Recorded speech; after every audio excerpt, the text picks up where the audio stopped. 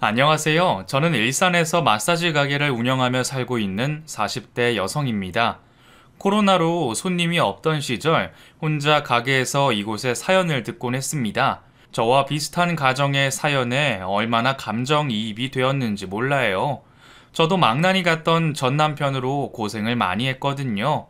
언젠가는 제 사연도 보내야겠다 생각했는데 쉽게 용기가 나지 않아 속으로만 삼키고 있었어요. 거리두기 해제로 다시 가게가 바빠지면서 지금이 아니면 영영 보내기 힘들 것 같아 제 사연을 보내볼까 합니다. 저희 부모님께서는 제가 초등학생이 되기 전에 이혼을 하시게 되면서 저는 엄마와 단 둘이서 살게 되었습니다. 엄마는 이혼을 하시기 전부터 학교 앞에서 노점 분식점을 하고 계셨어요. 비가 오나 눈이 오나 열심히 장사를 하셨던 엄마 덕분에 아버지가 계시지 않아도 두 식구가 사는 데는 문제가 없었지만 노점 장사벌이가 거기서 거기인 탓에 가정 형편은 항상 어려웠죠. 하지만 저에게는 가난이라는 것이 큰 문제가 되지 않았고 그런 이유로 눈치를 보고 살진 않았어요. 물론 돈이 없어 난감한 적도 많았고 새 물건 하나 없이 대부분의 물건들을 이웃들에게 물려받으면서 자랐지만 그런 것들이 저에게는 별로 중요하지 않았습니다. 저에게는 다른 무엇보다 엄마가 가장 소중했거든요. 누구보다 열심히 사시는 엄마를 보고 자라서 그런지 저는 일찍부터 저를 위해 희생해주는 엄마를 돕고 싶다는 생각밖에 없었어요. 제가 이런 생각을 어린 시절부터 하게 된 이유가 있었죠. 어린 시절 할머니께서 종종 저희 집에 올라오시면 그때마다 할머니는 항상 엄마에게 재혼 자리를 권하셨습니다. 제이야, 이번에 좋은 자리가 났다. 집안도 괜찮고 남편들 사람 얼굴도 훤한 게 너도 보면 마음에 들 거야. 아무래도 가희까지는 데려가기 좀 그렇다고 하는데 그래도 한번 만나라도 보면 어떠냐? 엄마, 저 결혼할 생각 없어요. 또 어떤 남잔 줄 알고 아무것도 모르는 남자랑 조건만 보고 결혼을 해요. 실패는 한 번이면 충분해요. 그리고 다른 것보다 전 가히 없이는 안 돼요. 너는 또 가히 타령이니? 네가 정 그러면 가히는 내가 시골에 데려가서 잘 키우마. 너는 엄마가 재혼 자리 준비해 줄 테니 그렇게 알고 있어. 엄마, 저 다른 남자 필요 없다니까요? 가히 두고 다른 사람 만날 수 없어요. 야, 이거사. 아직 네 인생이 구만리야. 저 어린 것 때문에 언제까지 요 모양 요 꼴로 살려고 해. 너도 고생 그만하고 이제 남들처럼 제대로 된 가정 꾸리고 살아야지.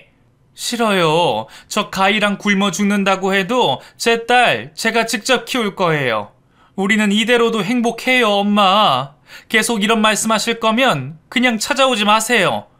제가 잘은 몰라도 아직 한참 젊은 나이에 얼굴도 예쁜 우리 엄마에게는 아마 많은 재혼 자리가 들어왔을 겁니다.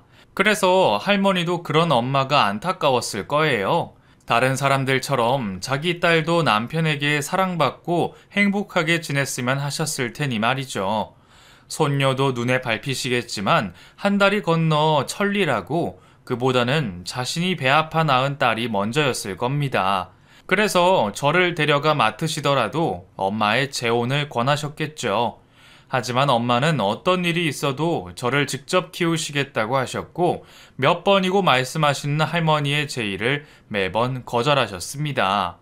좋은 집에 다시 시집 가면 학원에서 100원, 200원씩 힘들게 고생하지 않아도 편하게 가정주부로 살 수 있을 텐데 말이죠. 좋은 혼사 자리를 저 때문에 거절하는 엄마를 보며 저는 제가 걸림돌이 되는 것 같아 어릴 때부터 엄마에게 항상 미안했습니다. 그리고 항상 힘들게 살아가는 엄마를 보면서 제가 도움이 되어야겠다고 생각했어요. 비록 공부는 못했지만 수업 시간에 딴짓이나 자려고 하진 않았습니다. 비슷한 형편의 친구들이 비행 청소년이 되어 저를 꼬실 때도 전 엄마를 위해서 조용히 그리고 열심히 학교를 다녔습니다. 방학이면 엄마에게 도움이 되고 싶어 벌이는 얼마 되지 않지만 아르바이트를 나가서 돈을 벌었어요. 그래도 그 돈이면 학급비나 급식비는 제 힘으로 낼 수 있었으니까요. 물론 제 나름대로의 고민과 고생들도 있었습니다. 주변 친구들도 처음에는 자신들과 형편이 다른 저를 보며 많이 놀리기도 했어요. 가난은 힘들진 않았지만 친구들의 괴롭힘과 놀림은 어린 저에게 상처로 남았죠. 하지만 가난을 부끄러워하지 않은 제 모습을 보고 응원을 해주는 친구들도 생기게 되었습니다. 그런 덕분에 제 주위에는 항상 친구가 많았고, 저는 엄마의 가게로 제 친구들을 데려가 엄마 가게 매출을 높이곤 했습니다. 그건 엄마를 위한 저의 작은 애정 표현이었어요. 저를 위해 희생해 주시는 엄마에게 조금이라도 보답하면서 살아가려고 했던 저는 고등학생이 되어서도 공부를 하면서도 늘 아르바이트를 쉬지 않으며 지냈습니다.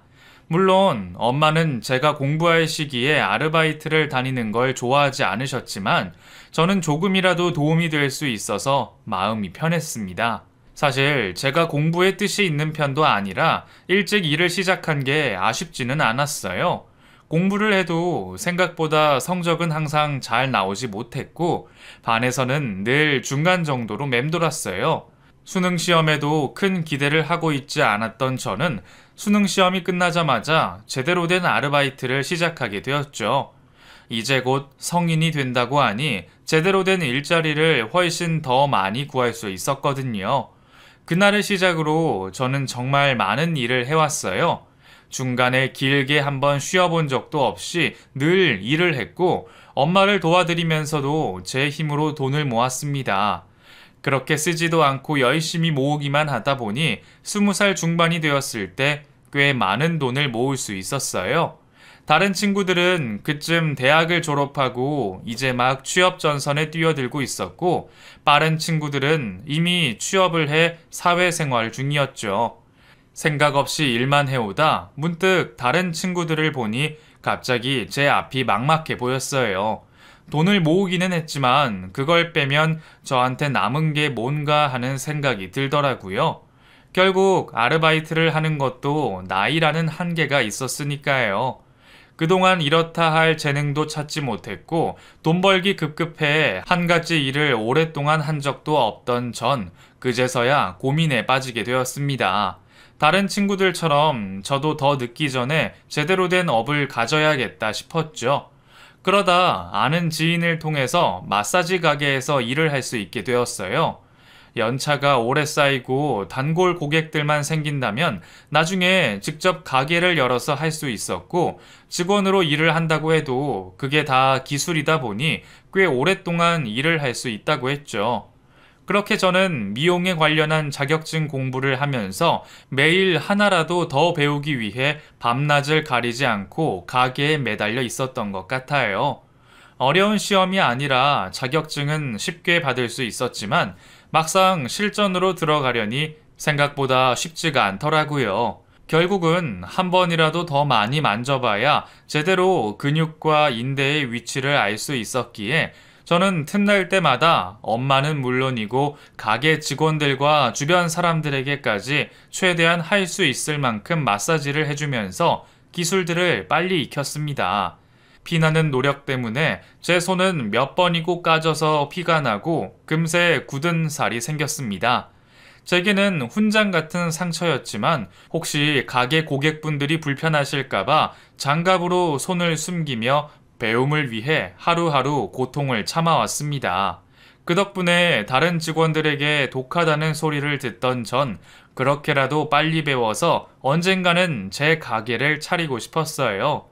온종일 다른 마사지사와 일정을 맞춰가며 가게에 붙어 있다 보니 정작 엄마와 보내는 시간이 줄어들었거든요.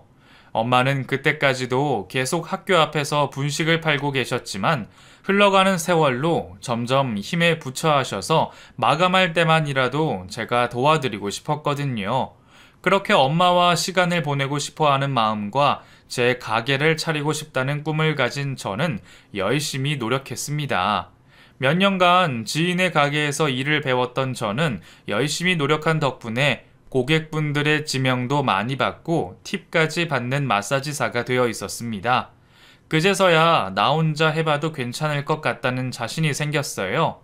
저는 오랫동안 걷어주신 지인분에게 감사함을 표하고 엄마의 노점과 가까운 상가에 제 첫 가게를 마련하게 되었습니다. 태어나서 처음으로 바랬던 제 꿈이었고 열심히 달려온 목표였기에 그걸 결국 이뤄낸 저는 말로 형용할 수 없을 만큼 기뻤습니다. 제 노력만으로 이루어낸 가게를 둘러보며 너무 감격하여 그만 울어버리고 말았어요. 평생 내 돈으로 뭐 하나 사치해 본 것 없고 작은 돈 한 푼 쓰는 것도 손을 벌벌 떨면서 사용하던 저였는데 가게를 한다고 태어나서 처음으로 그 큰 돈을 쓰는데도 신기하게 불편한 마음 하나 없이 술술 써지더라고요. 마치 내 자식 같은 기분이 들었네요. 그렇게 저는 평생 잊을 수 없는 제 첫 가게를 열게 되었고 드디어 영업을 시작하게 되었습니다. 엄마의 제의로 가게 고사를 정성 들여 지낸 뒤 저는 주변 상인분들에게 인사를 하러 다니게 되었어요. 다 같이 가게를 운영하는 입장이다 보니 가게를 하면서 많은 도움을 받을 것 같아 진심으로 인사를 드리려고 했죠. 대부분들 인사를 하러 온 저를 반갑게 맞이해 주셨습니다. 그러면서 바로 옆집에서 음식점을 하는 사장님과도 인사를 나누게 되었습니다. 바로 미래의 제 남편 될 사람을 말이죠. 선한 얼굴의 그 사장님은 저를 무척이나 반갑게 맞이해 줬습니다. 안녕하세요. 저 옆 가게에 새로 마사지 가게 개업한 사람인데요. 인사랑 개업떡 좀 드릴 겸 찾아왔어요. 옆에 무슨 가게가 들어오나 궁금했는데 마사지 가게를 하시는구나. 그럼 우리도 이제 이웃 사촌인데 잘 지내봐요. 혹시 상가에 대해서 물어볼 게 있으면 언제든지 와요. 그리고 혹시 저도 나중에 마사지 좀 받으러 가도 되나요? 안 그래도 일하다 보니까 여기저기가 아파서 마사지 같은 건 어떤가 궁금했거든요. 그럼요. 제가 오시면 더 저렴하게 성심성의껏 마사지 해드릴게요. 할인도 해드리고요. 아유, 그럼 감사하죠. 그럼 제가 조만간 찾아가 뵐게요. 주신 떡은 감사히 잘 먹겠습니다. 가장 가까이에서 지내게 될 가게 사장님이라 제일 궁금했는데 음식점 사장님은 젊은 남자 사장님이셨습니다. 가게를 겉으로 봤을 때는 왠지 나이 지긋한 아주머니가 계실 것 같았거든요. 저는 제 또래의 젊은 남자가 혼자서 음식점을 운영하는 게 신기했어요. 그리고 처음으로 혼자 하는 가게로 이것저것 물어볼 것이 많을 텐데 비슷한 또래라 의사소통이 잘 될 것 같아 다행이라 생각했죠. 마사지야 열심히 배웠지만 사업적으로는 아무것도 모르고 겁없이 덜컥 가게를 차렸다 보니 가게 운영이 처음부터 쉽지는 않았습니다. 가게 운영이라는 게 일만 잘해서 되는 게 아니더라고요. 싼 곳을 찾다 보니 너무 구석진 곳에 있어서 그런지 손님들이 찾아오시지 않았습니다. 혹시나 내가 자리를 비운 사이 고객께서 찾아오실까 싶어 하루 종일 자리를 지키기도 했지만 아무도 찾아오지 않는 가게를 더 이상 고객을 기다리는 망부석처럼 기다릴 수 없었죠. 저는 급한 마음에 전단지를 만들어서 거리로 나가 호객을 하며 전단지를 나눠줬습니다. 쉬울 줄 알았는데 생각보다 냉랭한 사람들의 반응에 저도 모르게 많이 위축되었어요. 남의 가게에 있을 때는 손님 오시면 마사지나 열심히 하면 되는 건데 이런 일은 처음 해보니 생각보다 마음의 상처도 많이 받고 쉽지 않더라고요. 세상살이 쉬운 게 하나도 없구나 싶어서 허탈한 마음으로 홀로 앉아 쉬고 있는데 한 남자가 저에게 말을 걸어왔어요. 전단지 더 안 돌리세요? 네? 사장님 안녕하세요. 그런데 여긴 어떻게... 저는 점심 장사 끝나서 나왔어요. 근데 보니까 아까부터 계속 전단지 돌리고 계시던데 많이 힘드시죠? 네. 전단지 돌리는 것도 생각보다 쉽지가 않네요. 사람들이 잘 받아주지도 않고 버리기도 하시네요. 사장님, 장사 처음 하시는구나? 그렇게 하니까 아무도 안 받죠. 이리 줘봐요. 내가 도와줄 테니까. 제게 말을 걸어온 것은 바로 옆집 음식점 사장님이었어요. 제 품에 있던 전단지를 뺏어가듯 가져간 사장님은 저를 대신해서 거리에 있는 사람들에게 나눠주기 시작했습니다. 신기하게 그 사장님이 카랑카랑한 목소리로 전단을 돌리니 사람들이 먼저 와서 받아가기도 하고 저를 대하는 반응과는 사뭇 달랐어요. 저도 그걸 보고 따라하며 전단지를 다시 나눠줬습니다. 덕분에 효과가 있었던 건지 그날은 처음부터 고객 3분을 받을 수 있었습니다. 옆집 사장님 덕분이라는 생각에 저는 가게를 마치고 그 사장님께 감사 인사를 전하러 갔습니다. 사장님, 저 좀 전에는 감사했어요. 저 대신에 전단지도 나눠주시고 덕분에 저 오늘 손님 3분이나 받았어요. 다 사장님 덕분인 것 같아요. 그러니까 다음에 제가 꼭 보답해 드릴게요.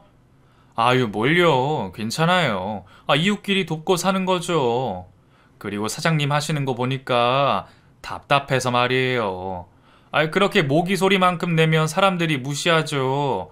뭔 일인진 몰라도 시끄럽게 해야 사람들이 관심 가지고 그런다고요. 사장님만 괜찮다면 제가 점심시간 끝나고 전단지 좀 뿌려드릴게요. 어차피 저는 점심시간 지나면 한가하기도 하고 운동한다고 생각하면 되니까요. 어머, 아니에요. 괜찮아요. 저 때문에 괜히 그러실 필요까지 없으세요. 나도 심심해서 그러니까 정 미안하면 가끔 우리 집 매상이나 올려줘요. 사실 유동인구가 많은 시간에 나가 전단지를 돌린다는 게 1인 가게를 하는 사람으로서는 힘든 선택이었어요. 하지만 저도 가게에 워낙 고객분들이 오시지 않아 울며 겨자 먹기로 한 일이었는데 감사하게도 옆집 사장님께서 저를 도와주시겠다고 하시더라고요. 감사한 마음에 저도 항상 옆집에서 식사를 하고 마사지도 해드리면서 저희는 그렇게 친분을 쌓게 되었습니다. 두용 씨는 제가 가게를 자리 잡을 수 있게 많은 도움을 줬어요. 특히 여자 혼자 하는 마사지 가게다 보니 별별 진상 고객들을 볼 수 있었어요. 대부분은 제가 대처할 수 있었지만 한 번은 크게 위험한 일이 생길 뻔했습니다. 왜 이러세요? 여기는 그런 가게 아닙니다. 금액은 환불해 드릴 테니까 나가주세요. 뭐? 야, 마사지 한다고 해놓고 이제 와서 물으겠다고? 여기 그런 업소 아니라고요. 당장 나가시지 않으면 경찰에 신고할 겁니다. 그래, 한번 해봐. 네가 힘으로 날 밀어낼 수 있으면 해보라고. 한 손님이 오셨는데 저희 가게를 퇴폐업소로 생각하셨는지 이상한 요구를 하시더라고요. 제가 거절하자 힘으로 저를 제압하는 바람에 정말 위험했죠. 위기의 순간 제 목소리를 듣고 두영 씨가 들어왔고 그 남자를 제압하게 되었죠. 그날 이후로 두영 씨는 항상 남성 고객들이 오면 자신이 하던 음식도 중간에 멈춰 저에게 무슨 일이 없는지 봐주곤 했어요. 가희야, 남자 고객들 예약 잡히면 먼저 나한테 이야기하라니까. 그런 놈들은 옆에 남자가 있는 걸 보기만 해도 딴짓을 못해. 일하고 있는데 미안해서 그러죠. 그러다 또 위험한 일 생기면 어떡하려고. 부담스러워하지 말고 꼭 말해. 그렇게 저를 위해주는 두영 씨와 사적인 이야기도 하게 되었고 서로가 어떻게 살아왔는지도 알 수 있었어요. 저와 비슷하게 어려운 형편에서 자랐던 두영 씨는 비록 사춘기 시절 탈선을 했지만 금방 마음을 잡고 음식점에서 아르바이트로 처음 일을 시작했다고 해요. 어린 시절 어려운 형편으로 식사를 제때 하지 못한 적이 많은 두영 씨는 음식 장사를 꿈으로 품었다고 해요. 여러 가게에서 일하며 자신의 가게를 차리겠다고 결심을 했고 지금 음식 장사를 하는 게 그 무엇보다 행복하다고 했습니다. 저와 꼭 닮아있는 그의 인생에 동질감을 느꼈어요. 그리곤 매번 저를 도와주는 두영 씨에게 빠지고 말았죠. 그렇게 서로의 마음을 알게 된 저희는 짧은 연애를 마치고 결혼을 하게 되었어요. 혼자 계실 엄마 생각을 하면 결혼은 좀 천천히 하고 싶었지만 남편은 차라리 빨리 결혼을 해서 돈을 모으고 엄마 노후를 챙기는 게 더 나을 거라며 저를 설득했죠. 저는 성실한 남편의 모습을 믿고 이른 결혼을 선택하게 되었습니다. 처음에는 아무런 문제 없이 행복한 결혼 생활을 이어갔습니다. 그런데 행복한 결혼 생활이 얼마 지나지 않아 점점 문제가 생기기 시작했어요. 자영업이라는 게 늘 위기일발이지만 저희 가게 근처로 큰 아파트 단지가 생기면서 큰 상가와 건물들이 생기기 시작했고 우후죽순으로 늘어나는 남편의 경쟁 가게들로 결국 장사가 힘들어졌어요. 신통치 않았던 장사를 포기한 남편은 돈을 번다며 사업한다는 친구들과 어울리기 시작했습니다. 처음에는 남편이 음식 장사를 포기한다는 게 의아했어요. 항상 음식을 만들고 손님이 맛있게 먹는 모습이 가장 행복하다던 남편이었는데 그걸 그냥 한순간에 포기를 했으니 말이죠. 하지만 그보다 문제는 남편이 노력해서 돈을 벌려고 하지 않았다는 거예요. 음식점을 폐업하고 남편은 중고차 사업을 한다는 친구와 같이 동업을 하겠다고 했습니다. 저도 잘은 몰랐지만 그 일도 아는 게 있어야 할 거고 직접 차도 확인하고 구매하러 온 손님들 비위도 맞춰야 할 텐데 그 모든 것이 처음인 남편을 생각하니 잘 해낼지 걱정이 되었습니다. 하지만 이미 하겠다는 남편을 말릴 수는 없었고 아내로서 제가 할 수 있는 건 남편을 위해 매일 정성껏 식사를 차리고 내조를 하는 것밖에 없었죠. 게다가 동업한다는 친구분에게 남편을 많이 도와달라는 의미로 가게 중간중간 찾아가 음식 대접도 하고 따로 선물도 해주곤 했죠. 그런데 대체 무슨 일을 벌이는 건지 남편이 중고차 사업을 하고 나서부터 집으로 자꾸만 경찰의 전화와 고소장들이 날아왔습니다.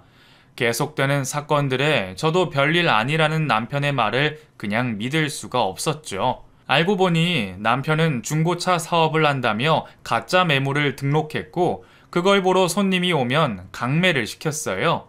거기다 폐차 직전에 차량을 구입해 대출업체나 다른 중고차 사업자를 속이는 사기까지 치게 되어 재판까지 받게 되었습니다. 다행히 징역살이는 면하게 되었지만 고소에 재판까지 겪은 남편은 이미 많이 변해 있었어요. 당신 정말 왜 그래? 열심히 일 잘하다가 왜 갑자기 범죄까지 저지르냐고. 우리 그 정도는 아니잖아. 그리고 설령 어렵다고 해도 다른 사람들 사기까지 쳐서 살아야 해? 당신 그러지 말고 다시 음식점 하자. 내가 도와줄게. 야, 음식 장사 하루에 몇 그릇이나 판다고 돈이 될 것 같아? 내가 친구 녀석 말만 듣고 사기인 줄 모르고 해서 그래. 아니 멀쩡하게 판 중고차 수익만 해도 음식점 한 달 수익이야. 꼭 음식이 아니어도 할 것 많고 쉽게 돈 벌 것도 많아. 당신은 나만 믿어. 알았지? 또 남의 눈에 피눈물 나게 해서 돈 벌려고? 여보, 뭐든지 쉽게 얻어지는 건 없어. 당신도 알잖아. 우리 늦더라도 열심히 땀 흘려 노력해서 살자. 응? 끝없는 제 설득에도 남편은 돈맛을 봤는지 제 말은 귓등으로 듣지 않았어요. 그래도 앞으로 다시는 법을 어기고 남들에게 피해주는 일은 하지 않는다고 약속을 했죠. 없이 살아와서 잘 살아보겠다며 발버둥치는 남편이 가여워서 믿어보기로 했습니다. 그런데 남편은 저와의 약속을 번번이 어겼어요. 질 안 좋은 친구들과 다시 어울리기 시작한 남편은 저와 약속을 어기면서 불법적으로 계속 돈을 벌어왔어요. 저에게 생활비라며 돈을 쥐어줬지만 저는 차마 어디서 나왔는지 모르는 그 돈을 마음 놓고 쓸 수 없었죠. 당신 나랑 약속했잖아. 정말 패가망신하고 싶어서 그래? 재판까지 받고도 정신을 못 차려? 당장 그만둬. 가희야, 딱 목돈만 모을 때까지야. 애들이랑 사업하기로 했는데 돈이 부족해서 그래. 그러지 말고 조금만, 진짜 조금만 더 모으면 된다니까. 난 내 남편이 그런 짓 하고 다니는 걸 볼 수 없어. 내가 당신 음식점 차려줄 테니까 다시 가게 해. 가희야, 그럴 돈 있으면 차라리 나 빌려주면 안 되냐? 어차피 나 줄 돈이면 내가 어떻게 쓰던 아무 문제 없잖아. 뭐? 당신 정말 정신 안 차릴 거야? 나랑 이혼하고 싶어? 뭐? 이혼? 야, 최가희, 너 내가 오냐 오냐 하니까 아주 머리 끝까지 기어오른다? 여자 입에서 이혼이라는 소리가 쉽게 나와? 이게 정말 미쳐가지고. 저는 그날 처음으로 남편에게 가정폭력을 당했어요. 머릿속으로는 경찰에 신고하거나 친정 엄마에게 찾아가 도움을 요청해야 한다고 알고 있었지만 처음 당해보는 폭력에 너무 놀라 아무 행동도 할 수 없었죠. 그날 이후로 남편은 자신의 말에 반항이라도 하면 폭언과 폭력을 사용했습니다. 그래도 다행히 빨리 정신을 차린 저는 남편이 저에게 폭언과 폭력을 일삼는 장면을 동영상으로 촬영했고 다음날 친정으로 도망가 경찰에 신고를 하게 되었죠. 지금은 가정폭력도 처벌이 가능하다던데 제가 신고를 할 때만 해도 경찰들은 부부간의 문제로 취급했습니다. 결국 저는 남편과 이혼 소송을 하게 되었죠. 그렇게 저는 남편과의 이혼 소송에 승소를 하게 되었습니다. 이혼을 하는 끝까지 저에게 위협을 가하려는 남편을 보니 처음 저에게 호의를 베풀었던 그 선한 사람은 어디로 갔는지 도저히 찾아볼 수가 없었어요. 전 변해버린 남편을 완전히 잊어버리고 새 인생을 살기로 했습니다. 전 남편은 거의 모든 재산을 탕진해버린 탓에 이혼 소송에 판결된 위자료마저 제대로 지급해주지 못했어요. 그런 이유로 저는 결국 다시 밑에서부터 시작할 수밖에 없었습니다. 결혼해서 행복한 모습만 보였어야 할 딸이 못난 모습을 보여 죄송했지만 어쩔 수 없이 당분간은 엄마에게 신세를 지기로 했죠. 결혼을 실패했다는 이유로 집에서 마냥 슬퍼하고 있을 수만은 없었던 저는 제대로 슬퍼할 겨를도 없이 급히 구직 활동을 해야 했습니다. 한 마사지 가게에서 다시 일을 시작한 저는 제 가게를 다시 차리겠다는 일념 하나로 지난 과거와 같이 열심히 일을 하게 되었어요. 처음 제 가게를 차리기 위해서 일했던 것처럼 쉬는 날도 마다하면서 가게에 붙어 있었죠. 몇 년간 열심히 돈을 모았지만 과거처럼 내 가게를 다시 연다는 게 쉽지 않더라고요. 제가 돈을 모으는 시간만큼 임대료나 월세는 높아지고 있었고 적당한 임대료와 보증금이 있는 곳은 항상 다른 사람들이 먼저 채가곤 했어요. 그렇게 혼자 고민이 많아질 때였습니다. 어느 날 퇴근을 하던 중에 우연히 중학교 동창을 만나게 되었어요. 그 친구는 저와 인연이 깊은 동창이었는데 연락이 끊겨 오랜만에 보게 된 친구였죠. 최가희? 야, 너 최가희 맞지? 야, 너 그동안 어떻게 지냈어? 야, 반갑다, 야. 차종익? 야, 우리 진짜 오랜만이다. 야, 나야 그냥 지냈지 뭐. 너는 뭐하고 지냈어? 여기 근처에서 직장을 다니는 거야? 근처에서 살고 있다는 그 친구와 나중에 만나기로 약속을 하고 연락처를 교환하게 되었습니다. 사실 그 친구와 저는 동창이라고만 설명하기에는 조금 애매한 관계였어요. 중학교 친구인 종익이는 저와 서로 짝사랑을 하던 사이였거든요. 서로 마음이 있었지만 매번 서로가 엇갈리다 보니 제대로 표현도 고백도 해보지 못하고 자연스럽게 멀어지게 되었죠. 그러면서 제가 전 남편과 결혼을 하고 이혼을 하는 동안 완전히 잊고 살았어요. 이혼을 하고 나서 제 모습이 초라하게 느껴져 다른 친구들도 만나지 않았거든요. 처음에는 오랜만에 만나게 된 친구 종익이가 반갑기만 했어요. 그런데 저를 대하는 종익이의 모습에서 이성에 대한 관심이 느껴지자 고민이 되었습니다. 관계가 발전이 되든 안 되든 저의 과거를 먼저 이야기하는 게 순서라고 생각이 되었어요. 사실 종이가 내가 말할 게 있어. 사실은 나 이혼했거든. 전 남편이 워낙 사고를 많이 쳐서 지금은 완전히 끝난 사이고 네가 나한테 보이는 관심이 더 커지기 전에 알아야 할 것 같아서 아무리 요즘 세상 이혼이 아무것도 아니라 해도 이혼한 사람들의 변명일 뿐이지. 상대방에게는 고민이니까. 가희야, 나 다 알아. 나도 우연히 네 소식 들었어. 근데 네가 나에 대한 마음이 문제 없다면 난 상관없어. 상대방의 잘못으로 벌어진 일을 왜 네 탓을 하겠어. 그러니까 우리 마음이 따르는 대로 하자. 난 너랑 연애하고 싶어. 그래도 난 이혼녀인데 괜찮겠어? 계속 그런 말 하지 마. 왜 너 스스로 네 속에 너를 가두려고 해. 나 상관없으니까 나랑 사귀어줘. 종익이는 제 과거를 알고 있으면서 모른 척 만나왔어요. 제 과거 고백에도 다른 건 상관없다며 마음이 내키는 대로 하자는 종익이의 말에 저도 용기를 내기로 했습니다. 그렇게 우리는 한참을 돌고 돌아 서로를 만나 의지하게 되었죠. 이제는 다 자라 든든한 남성이 된 종익이었지만 예전 순수했던 학창시절의 그때와 똑같았어요.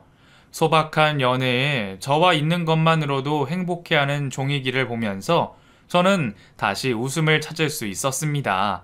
저는 제가 자기 세상의 전부라 생각하는 종익이의 프로포즈를 거절할 수 없었어요.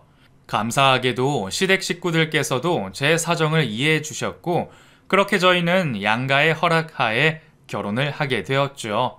그렇게 오랜 제 짝사랑 상대는 남편이 되었고, 그 사람은 제게 늘 든든한 지원군이 되어줬습니다. 자수성가하여 벤처 사업을 꾸리고 있던 남편은 자기 여력이 되니 도와주겠다고 했어요. 제가 그동안 해온 노력들이 아깝다며 가게를 다시 해볼 생각이 없냐고 물어봤습니다.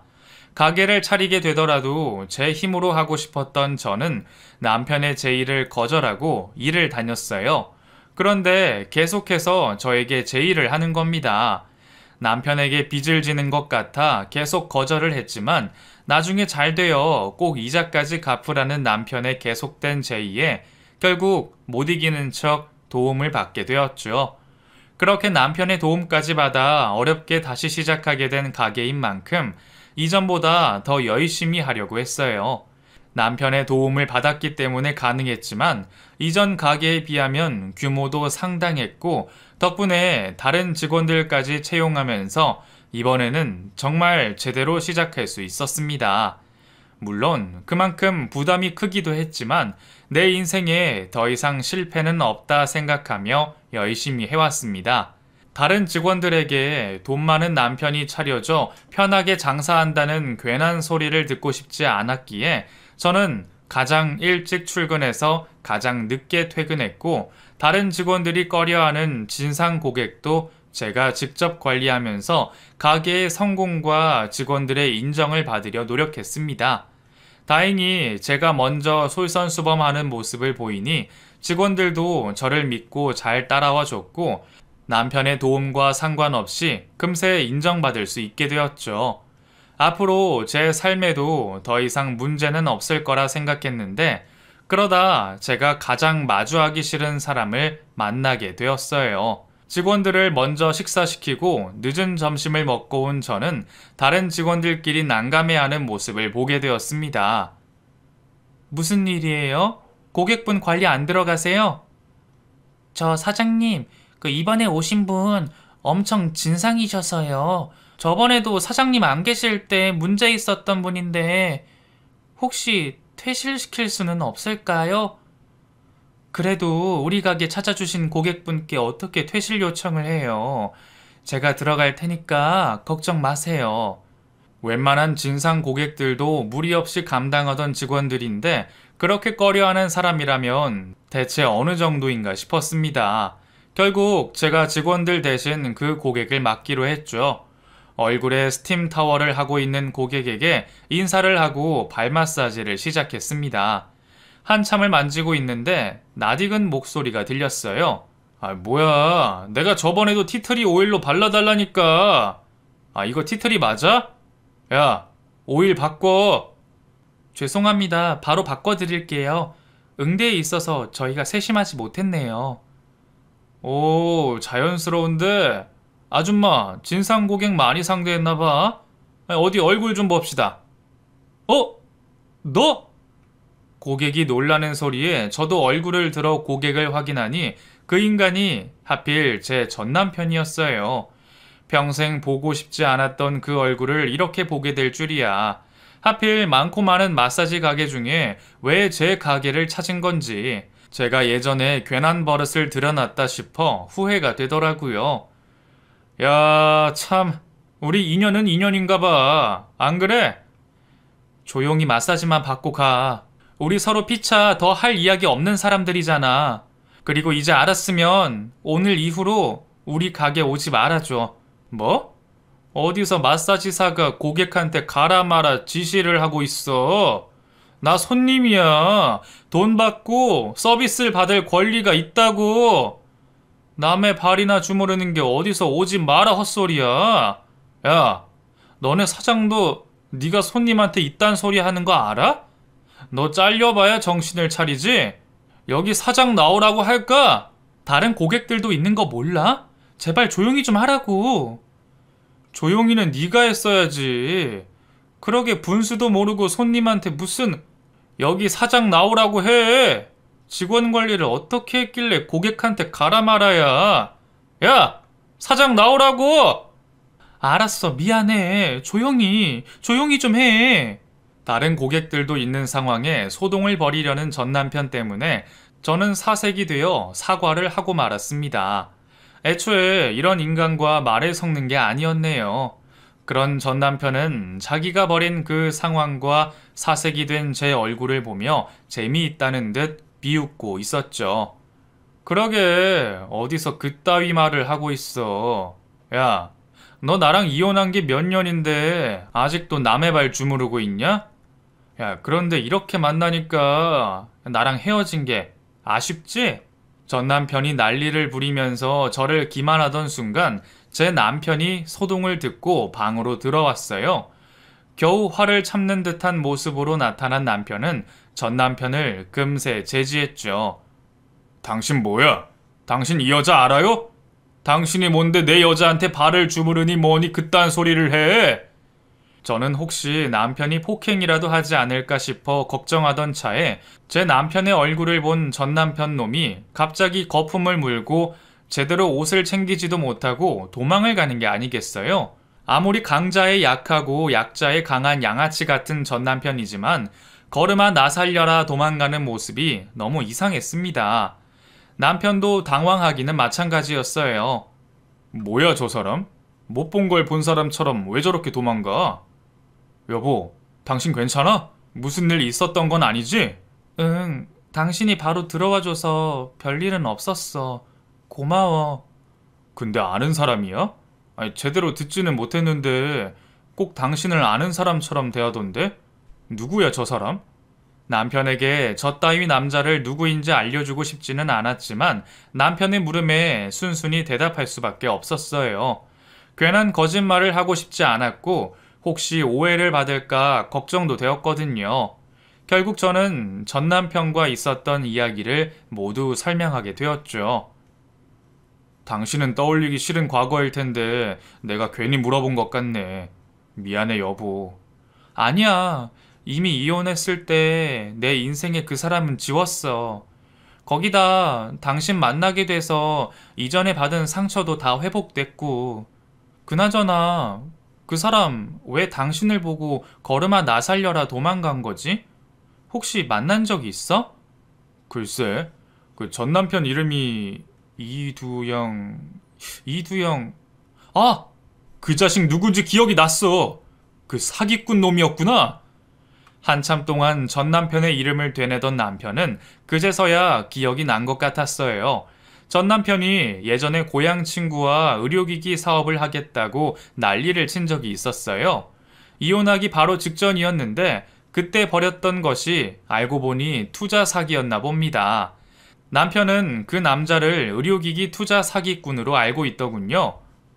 나 말고도 사기당한 사람이 얼마나 많다고. 안 그래도 눈에 불을 켜고 찾았었는데 통 찾을 수가 없어서 말이지. 누구는 중국으로 밀항했다고 하고 동남아서 봤다는 사람도 있다고 해서 포기하고 있었는데 한국 땅에서, 아니 우리 동네에 있었다니. 여보, 그놈 혹시 또 오게 되면 바로 나한테 먼저 전화줘. 내가 다른 피해자들 모아서 벼르고 있을 테니까 연락해서 시간만 끌어줘. 알았지? 남편은 그 사기꾼을 꼭 잡아야 하겠다고 했어요. 안 그래도 전 남편이 저에게 지급해야 하는 위자료를 아직까지 지급하지 않아 이행 명령까지 신청한 상황이라 저도 마무리 지어야 할 게 있었죠. 그런데 그 남자는 정말 속도 없는 양아치가 맞았나 봅니다. 자기가 사기친 사람을 보고 도망가 놓고는 겁도 없이 다시 제 가게로 찾아왔습니다. 그것도 어이없는 목적을 가지고 말이죠. 저 사장님, 저번에 오신 진상 고객분이요. 오늘도 와 계시는데 사장님 좀 불러달라고 해서요. 네? 그 남자가 또 왔어요? 미안한데 우리 남편한테 그 남자가 왔다고 전화 좀 해줄래요? 그리고 경찰서에도 전화 좀 해주고요. 저는 남편과 했던 약속을 잊지 않고 연락을 먼저 취했습니다. 그리곤 그놈이 도망가지 않게 전 남편이 있는 방으로 들어가게 되었죠. 그래, 나 찾았다고? 그날은 뒤도 돌아보지 않고 도망가더니 무슨 일이야? 이야, 당신 정말 성공했더라. 이 가게 다 당신 거라며? 내가 그럴 줄 알았다니까. 당신 남편도 돈 많지? 여기도 남편이 도와준 거고. 야, 이 정도면 하루 매출도 꽤나 나오겠다. 마음에 있지도 않은 말 하지 말고 본론만 말해, 본론만. 그래, 솔직히 말할게. 나 좀 도와줘. 솔직히 당신 처음 가게 할 때 내가 도와주지 않았으면 이렇게 큰 가게 운영했겠어? 내가 옆에서 하나부터 열까지 다 도와줬잖아. 그리고 우리가 어쩌다 이혼을 하긴 했지만 옛 정이 있잖아. 옛 정을 봐서라도 나 좀 도와줘. 많이는 아니고 큰 거 한 장만. 응?